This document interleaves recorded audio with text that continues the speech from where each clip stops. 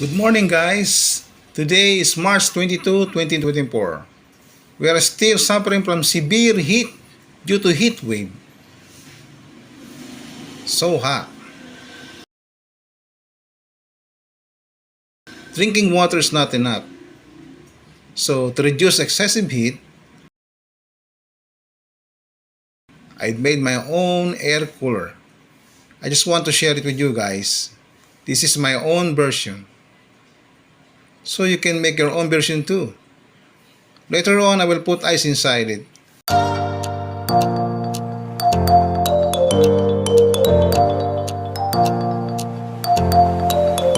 And if you have an extra power bank hidden, well, use it instead of breaking it in the hidden.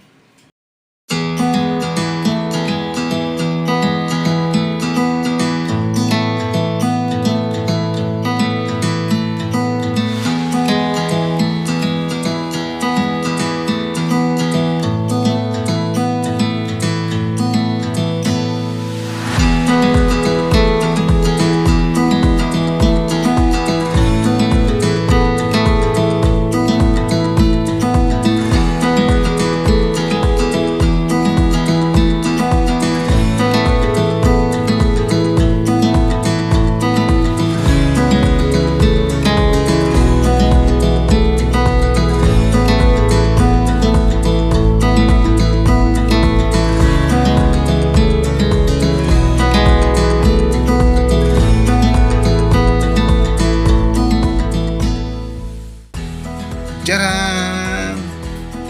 It works. This is my DIY air cooler. Thank you for watching, guys. So you can make your own too. Bye!